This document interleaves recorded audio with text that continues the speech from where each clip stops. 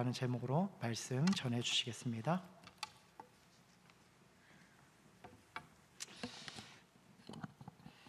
앞뒤자 우리 인사 나누도록 하겠습니다. 사랑하고 축복합니다.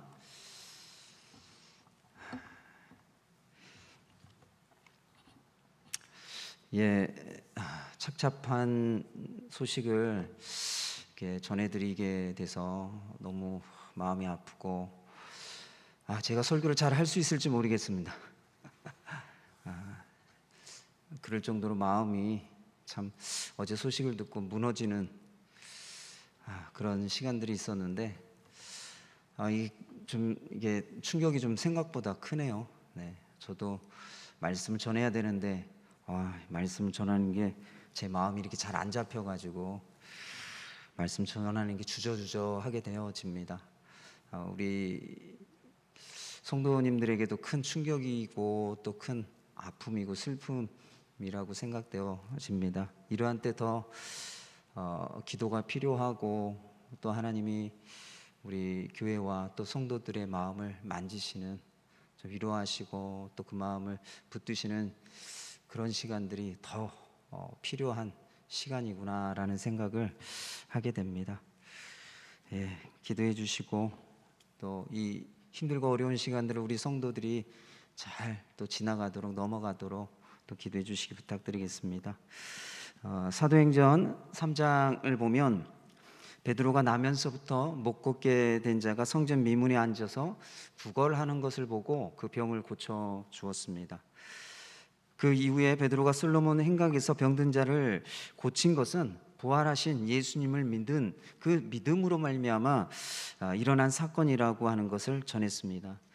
유대 종교 지도자들은 부활하신 예수님에 대해서 전하는 베드로와 요한을 붙잡아 공회에서 신문을 했습니다.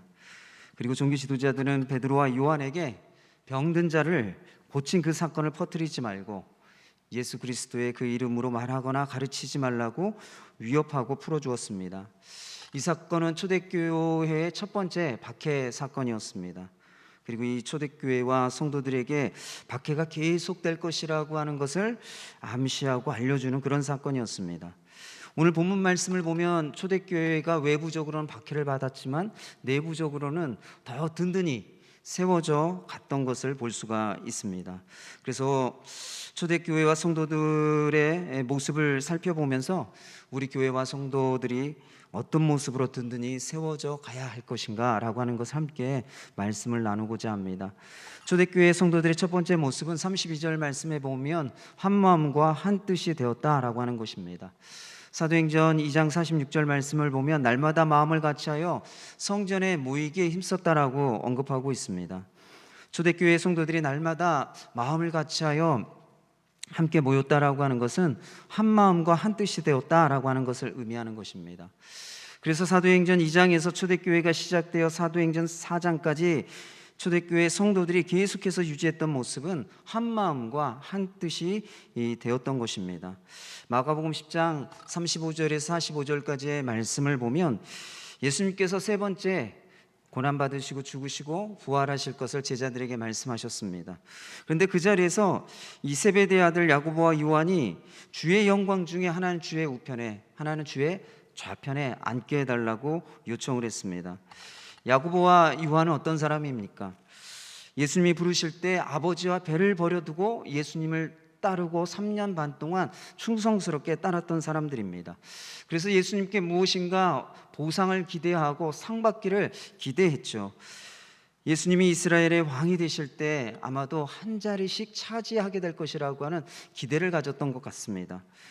다른 10 제자들이 야고보와 요한의 말을 듣고서 화를 냅니다.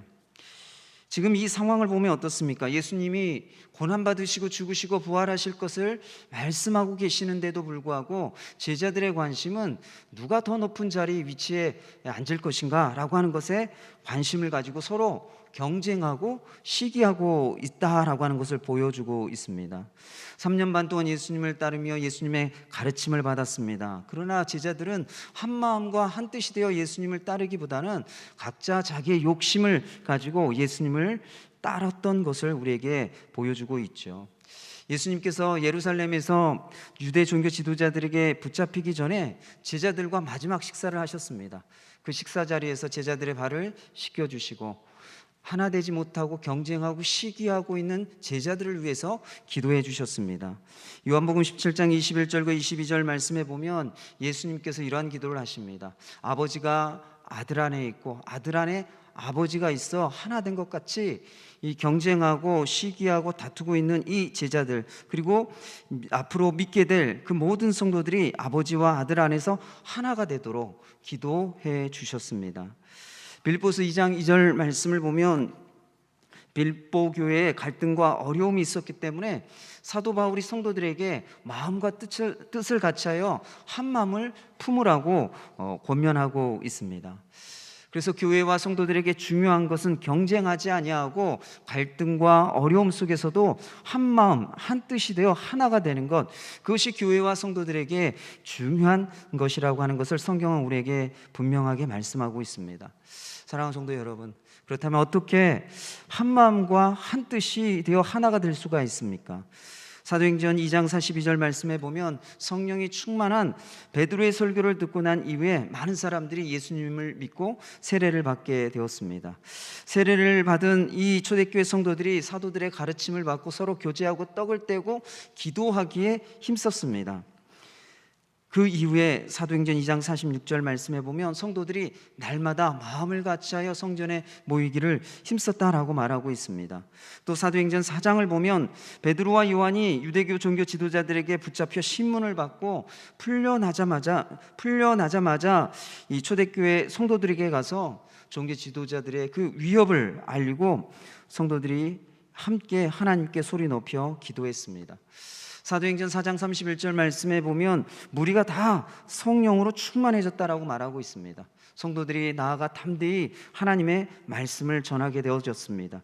그 이후에 성도들이 한 마음과 한 뜻이 되었다라고 언급하고 있죠. 그래서 기도와 말씀으로 성령으로 충만해졌을 때 성도들에게 나타나는 특징 한 가지는 한 마음과 한 뜻이 되어 하나가 된다라고 하는 것입니다. 성령이 임할 때, 또 성령으로 충만할 때 한 마음과 한 뜻이 되어지고 하나가 될 수 있는 그 이유가 무엇입니까?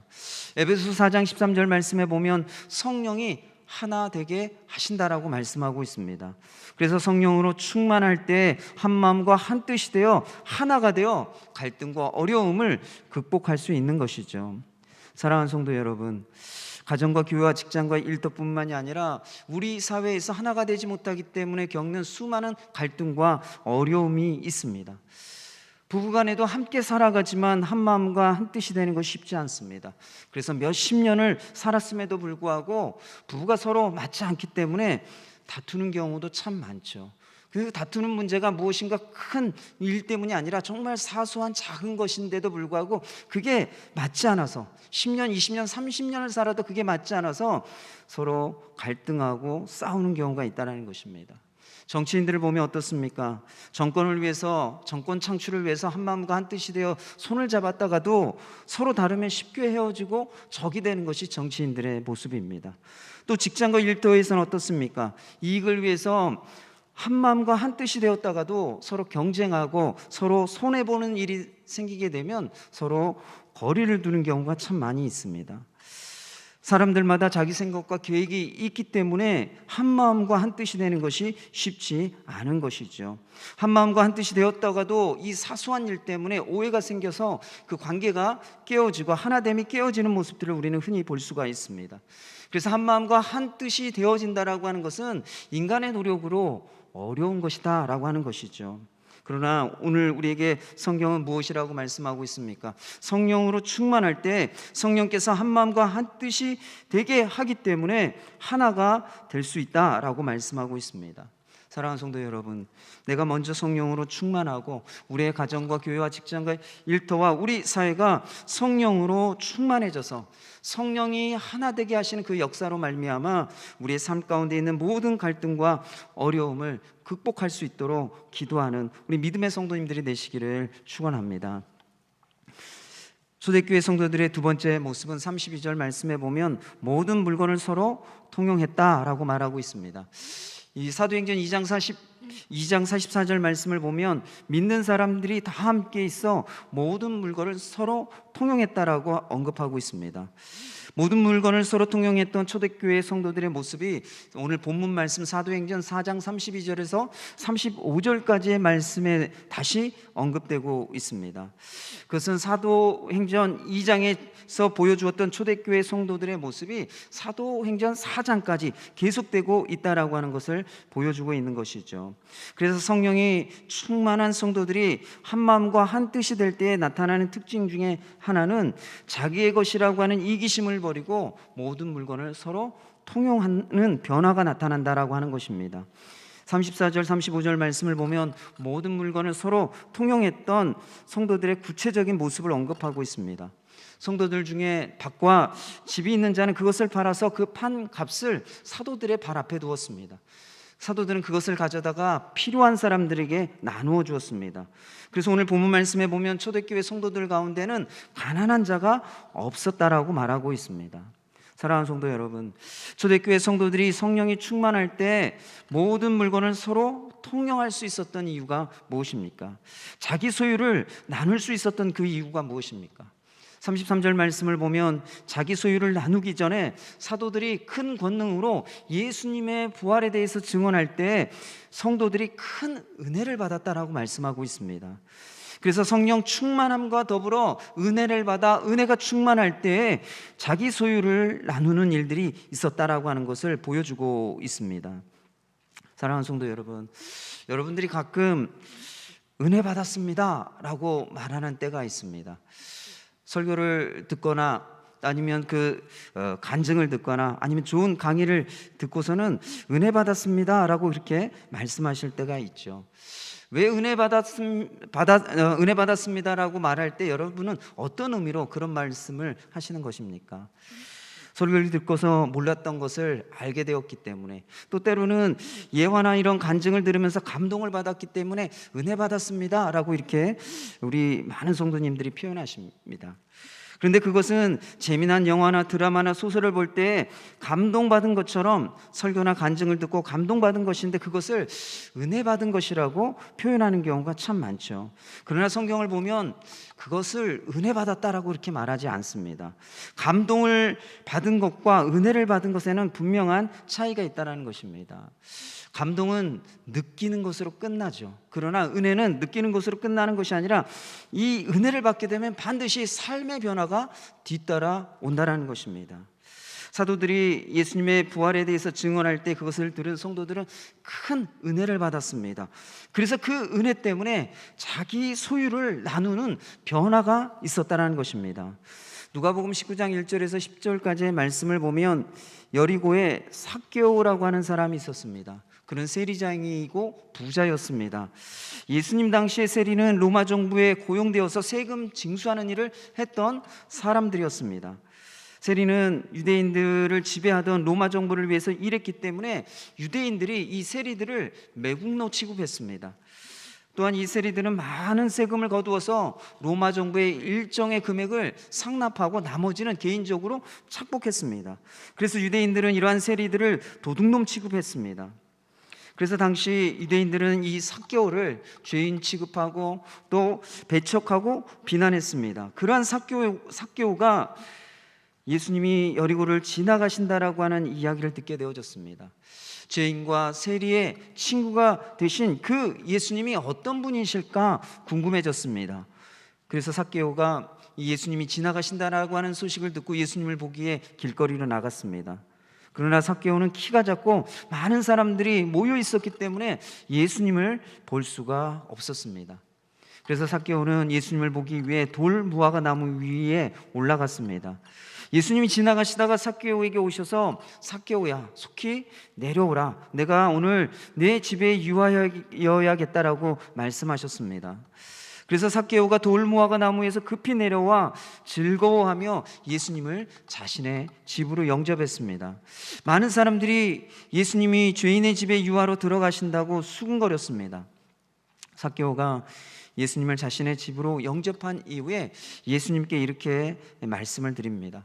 내 소유의 절반을 팔아 가난한 자들에게 나누어 주고 내가 누군가를 속여서 빼앗은 일이 있다고 한다면 4배를 갚겠습니다 라고 예수님께 이야기합니다. 그때 예수님이 오늘 구원이 이 집에 이르렀다, 이 사람도 아브라함의 자손이다, 인자가 온 것은 잃어버린 자를 찾아 구원하기 위해서다 라고 말씀해 주셨습니다. 사랑하는 성도 여러분, 삭개오가 왜 자기의 소유를 팔아 가난한 자들에게 나눠주겠다라고 말하고 있습니까? 그 이유가 무엇입니까? 모든 유대인들은 삭개오를 죄인 취급하며 비난하고 욕하며 어느 누구도 친구가 되어주지 않았습니다. 그러나 예수님이 먼저 삭개오에게 다가오시고 그의 이름을 아시고 그의 이름을 불러주시고 그를 만나주시고 그의 집에 가서 함께 그와 식사하며 대화를 나누며 교제하셨습니다. 삭개오에게 이것은 감동이 아니라 큰 은혜였습니다. 삭개오는 사람들에게 손가락질을 당하고 욕을 먹어도 세리장이 되어서 돈을 긁어 모아 부자가 되는 것에 대한 욕심이 있었던 그런 사람이었습니다. 그러나 예수님을 만나고 예수님의 은혜를 경험하게 되었을 때 삭개오는 물질에 대한 태도가 바뀌어졌습니다. 그래서 물질에 대한 욕심을 버리고 소유의 절반을 가난한 자들에게 나누어 주고 속여 빼앗은 일에 대해서 내 갑절을 갚겠다라고 약속하고 있습니다. 사랑하는 성도 여러분, 삭개오의 모습을 보면 어떻습니까? 감동받는 사람과 은혜 받은 사람의 차이를 분명하게 우리가 삭개오의 모습을 통해서 알 수가 있습니다. 감동을 받는 사람은 느끼는 것으로 끝납니다. 그러나 은혜를 받은 사람은 삶의 변화가 따라온다는 것입니다.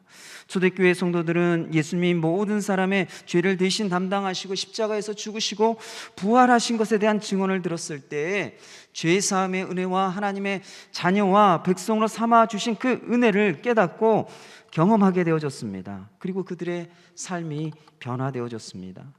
은혜를 받고 은혜가 충만할 때 그 은혜가 차고 넘쳐서 삶의 변화로 나타났던 것입니다. 사랑하는 성도 여러분, 돈 벌기가 얼마나 어렵습니까? 쉽게 돈을 벌 수 있다라고 하는 이야기에 솔깃해서 투자했다가 사기를 당한 분들의 이야기를 종종 듣게 됩니다. 저도 이 사기 아닌 사기를 한번 당해본 적이 있습니다.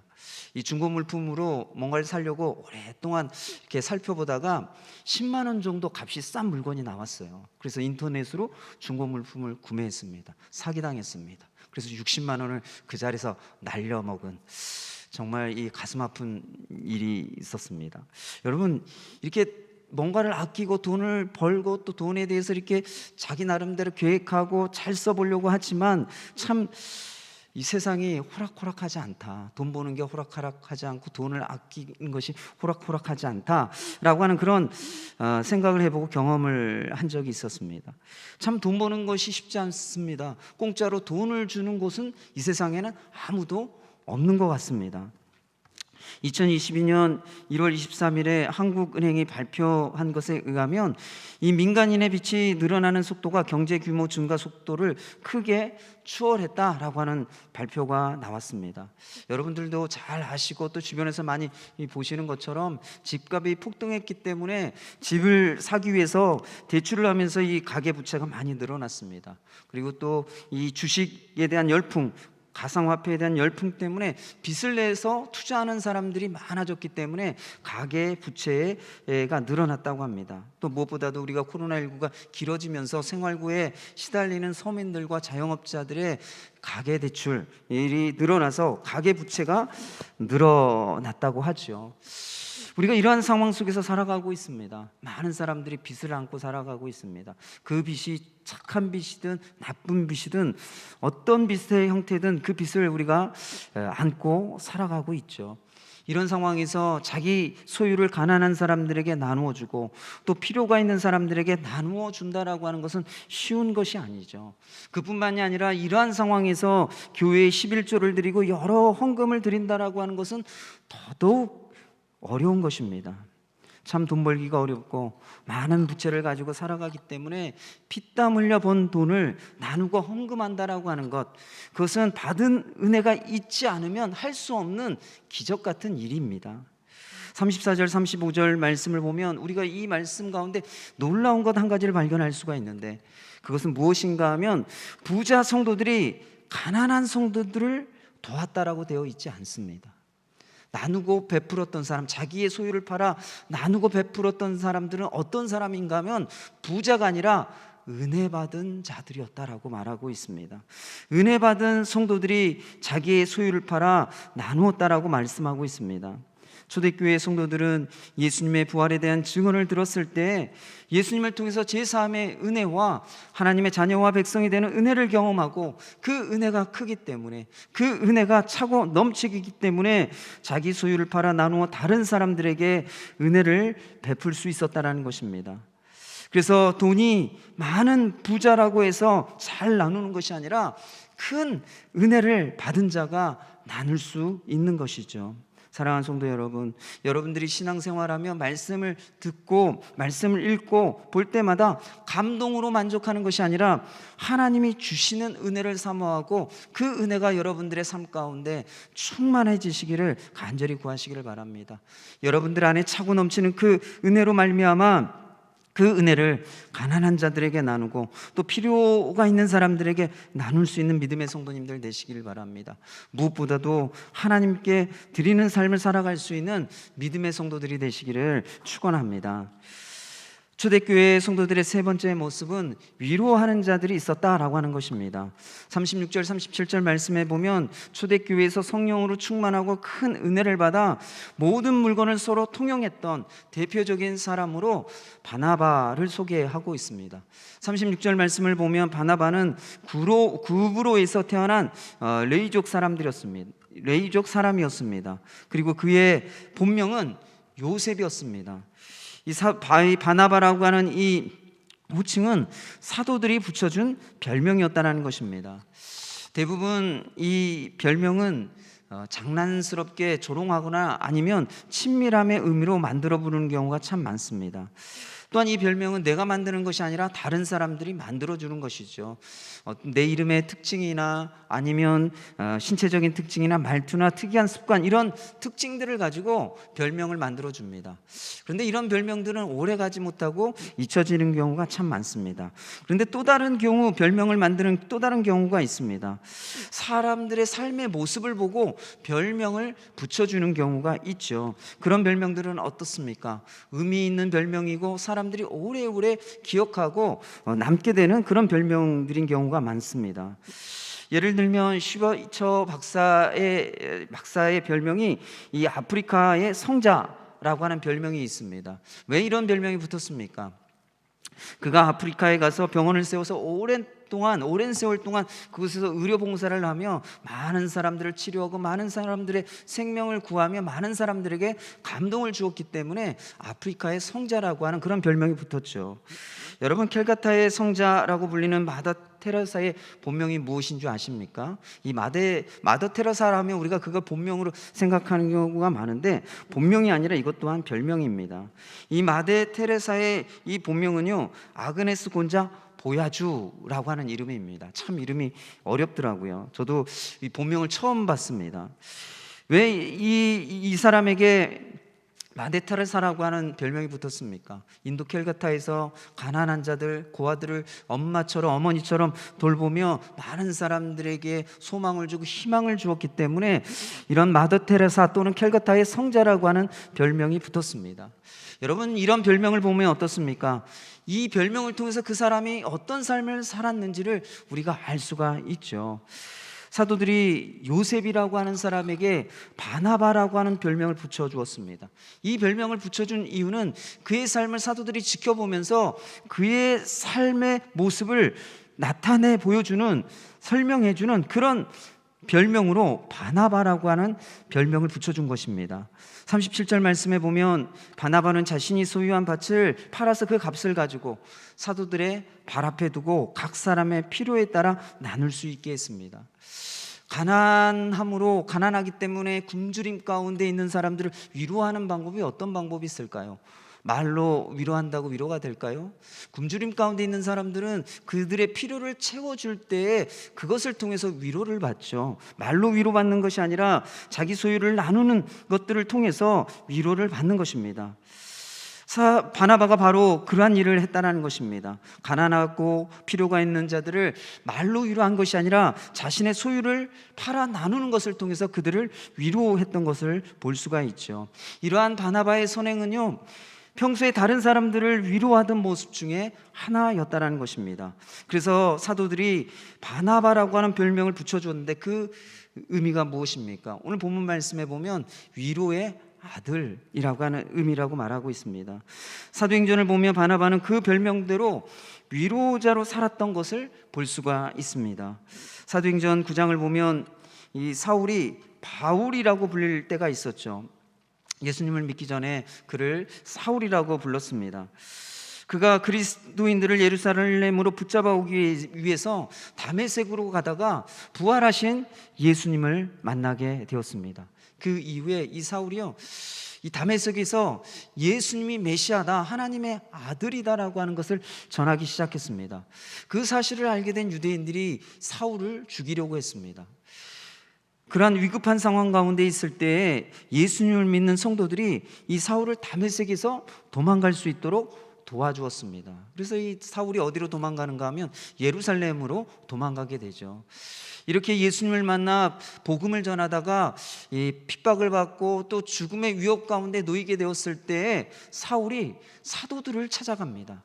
사도들에게 도움을 구하기 위해서 내가 앞으로 어떻게 살아가야 하는지, 예수님을 만났는데 어떻게 신앙생활을 해야 되는지, 또 사명을 주셨는데 내가 어떻게 그 사명을 감당해야 하는지 사도들에게 묻기 위해서 사울이 찾아갔어요. 그런데 사도들은 어느 누구도 사울을 만나주지 않았습니다. 그가 예수님을 만나 회심했다라고 하는 것을 믿지 않았습니다. 의심하고 두려워서 어느 누구도 사울을 만나주려고 하지 않았습니다.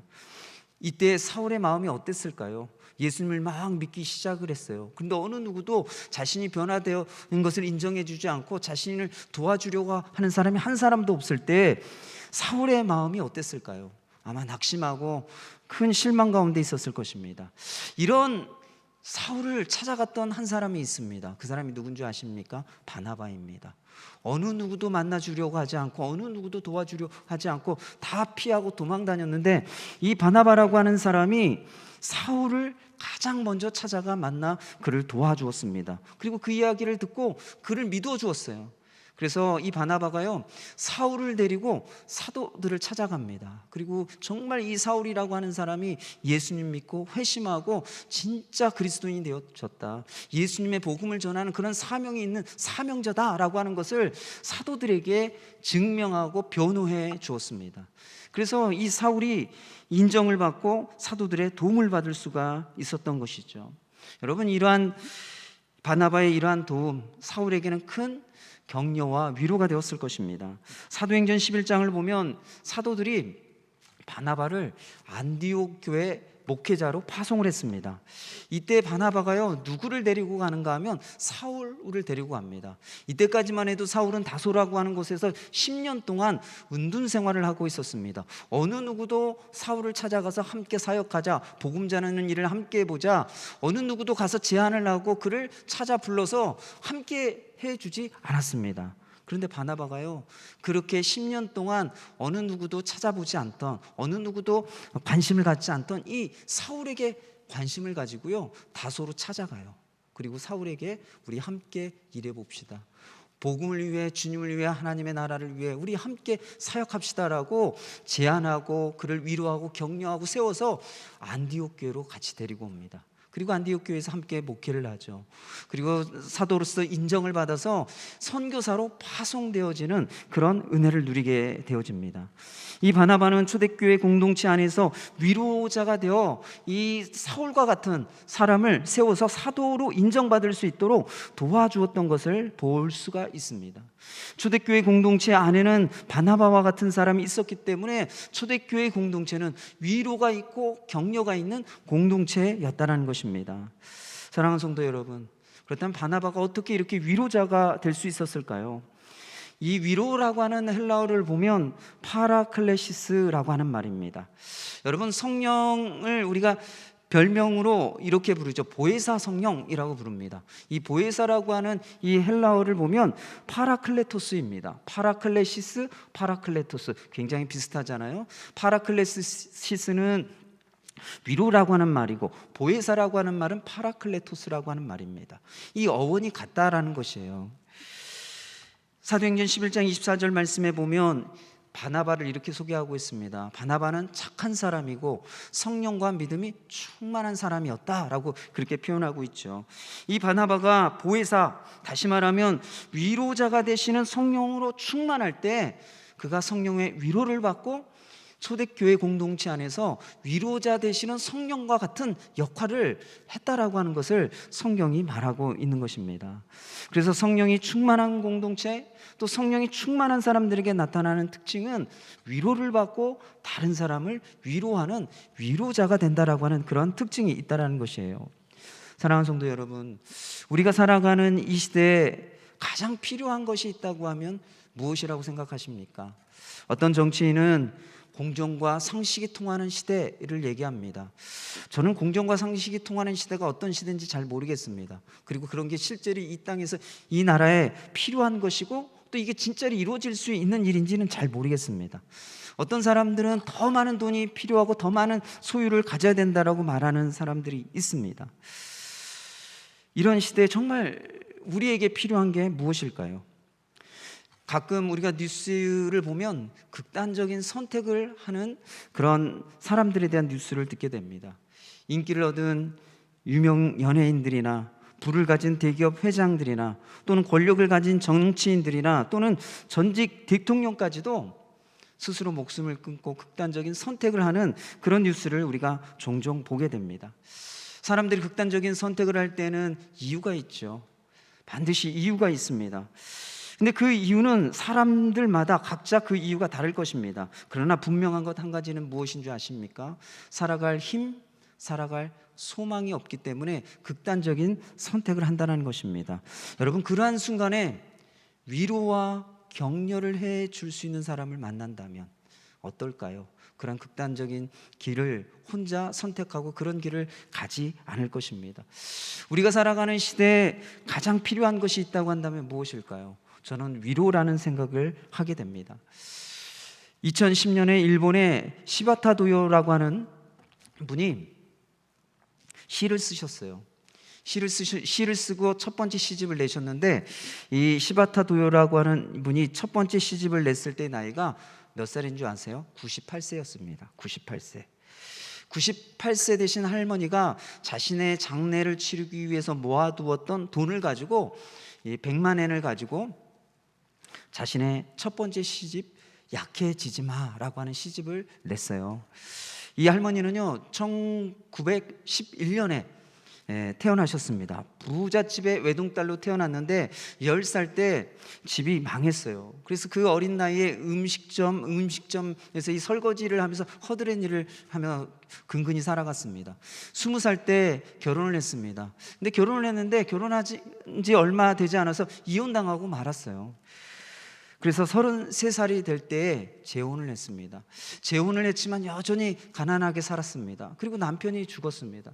그래서 또 혼자 홀로 자신의 삶을 살아오다가 92세가 되었습니다. 그때 아들 하나가 있었는데요. 그 아들이요 시를 써보라고 어머니에게 추천을 한 거예요. 그래서 시를 썼습니다. 그냥 형식도 없이 그냥 마음 가는 대로 시를 썼어요. 그리고 그 시집을 92세 때 시를 써서 98세에 책을 출간한 거죠. 시집을 출간한 거예요.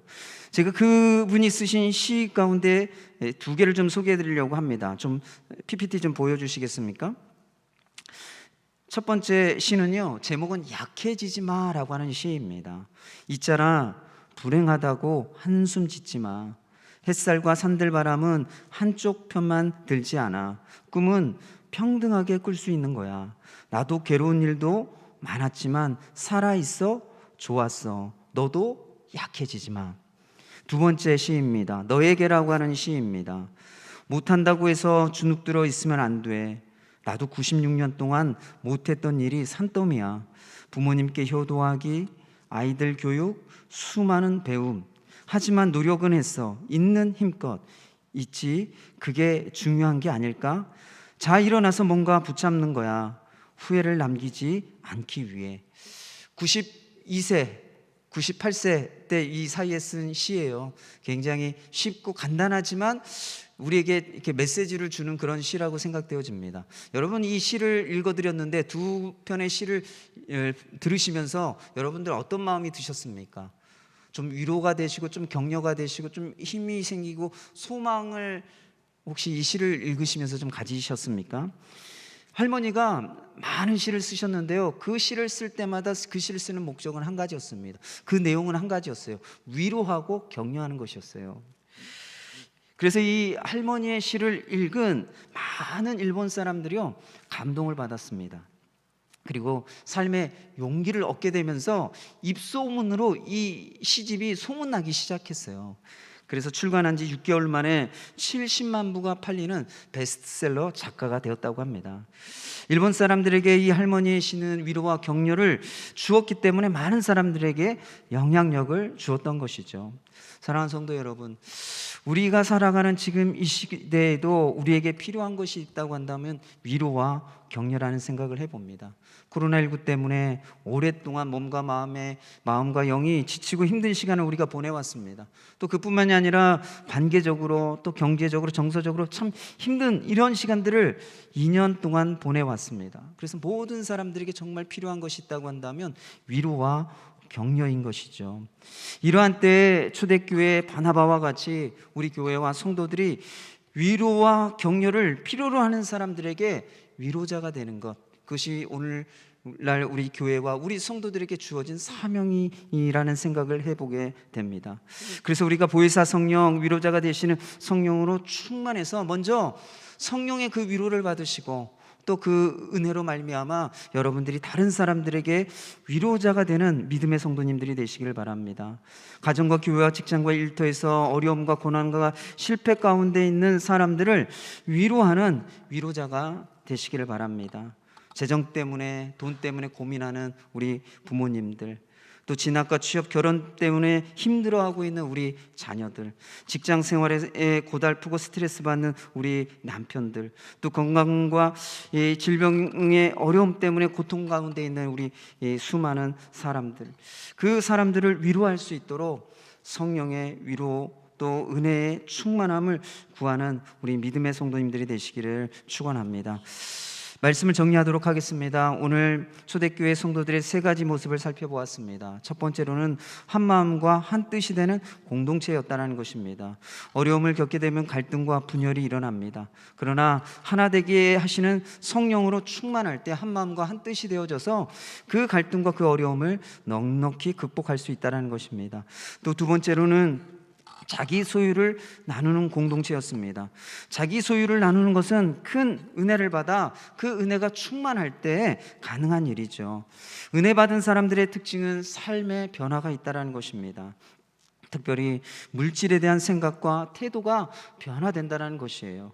그래서 여러분들이 하나님께 받은 그 은혜로 말미암아 차고 넘치는 그 은혜로 말미암아 여러분들의 주변 가운데 어렵고 힘든 사람들에게 나누고 또 하나님께 드릴 수 있는 우리 믿음의 성도님들 되시기를 바랍니다.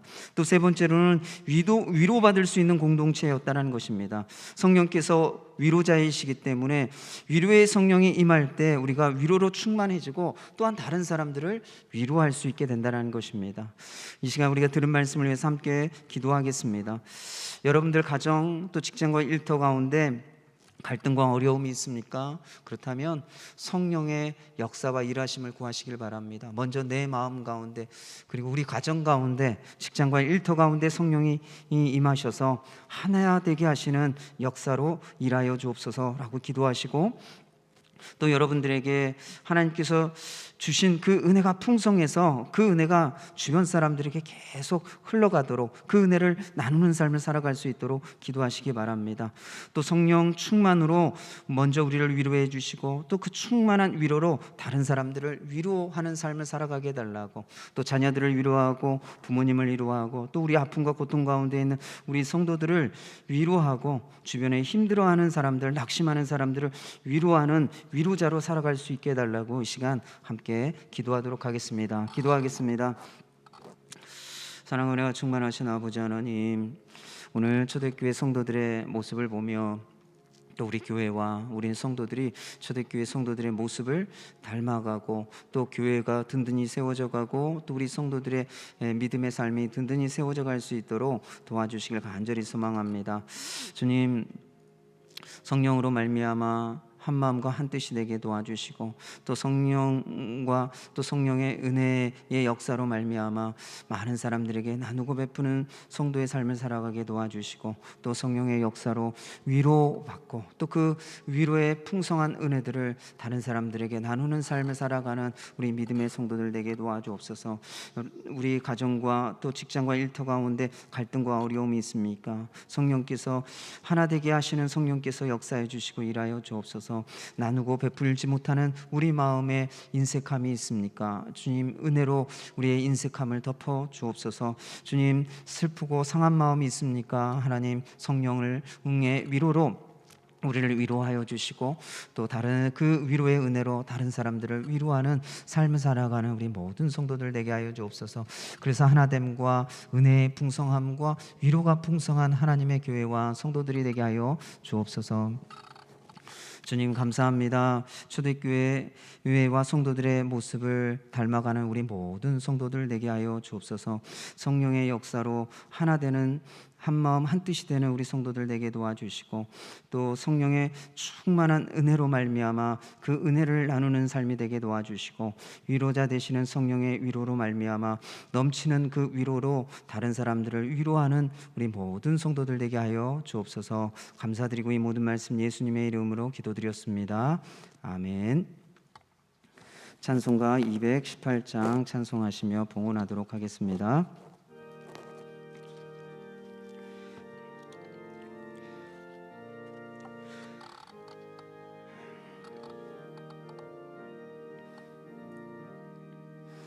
내 맘과 정성을 다하여서 주 너의 하나님을 사랑하라.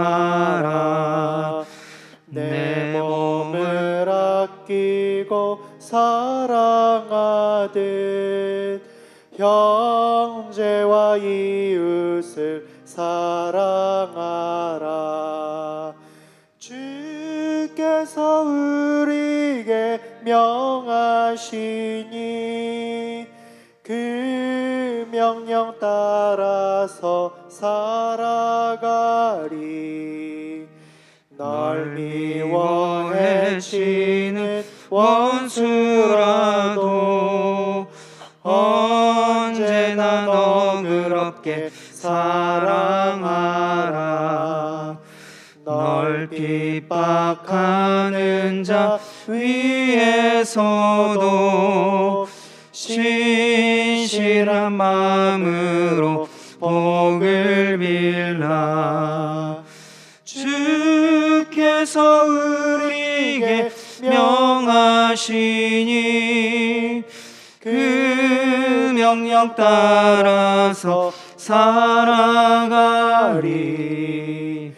나 항상 주님을 멀리하고 형제를 사랑하지 못하였다. 이러한 죄인을 사랑하사 주께서 몸 버려 죽으셨다. 속죄의 큰 사랑 받은 이 몸 내 생명 바쳐서 충성하리. 아멘.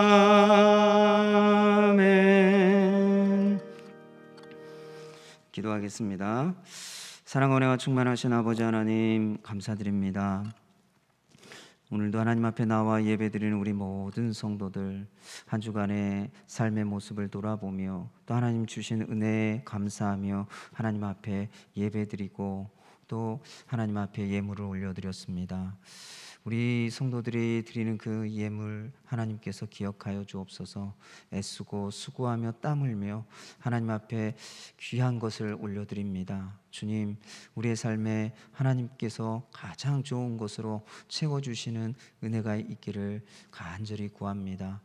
주님, 한 주간의 삶을 돌아보며 직장과 일터에서 함께해 주신 주님, 우리를 코로나19로부터 보호하여 주시고 지켜주신 주님 감사드립니다. 또 우리에게 건강 주심으로 일할 수 있게 하시고 또 한 주간의 삶도 주님 안에서 평강의 삶을 살아가도록 주께서 인도해 주셔서 감사드립니다.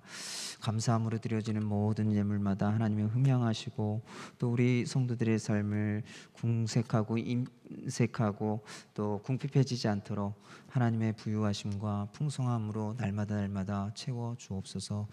주님, 또 우리 성도들의 직장과 일터 가운데 또 축복하여 주시고 번성케 하여 주시고 또 많은 하나님의 은혜가 있어서 많은 사람들에게 유익을 주는 직장과 일터가 되도록 축복하여 주시기를 간절히 소망합니다. 또 우리 성도들의 건강을 지켜주시고 또 질병 때문에 하나님 앞에 간절히 기도하는 우리 성도들 하나님께서 치료의 광선을 발하여 주시고 고쳐주시고 회복시켜 주옵소서. 또 우리 자녀들을 위해서 간절히 기도하는 우리 성도들의 기도가 있습니다. 우리 자녀들이 믿음의 자녀들 되게 하시고 믿음의 가문을 이어가게 하시고 또 믿는 자들에게 믿는 가문을 축복하셔서 천대까지 은혜를 주시겠다라고 하신 그 놀라운 하나님의 은혜의 역사들이 우리 가문과 우리 가정과 자녀들에게 있게 하여 주옵소서. 또 진학과 취업과 결혼, 삶의 문제를 가지고 기도하는 우리의 자녀들이 있습니다.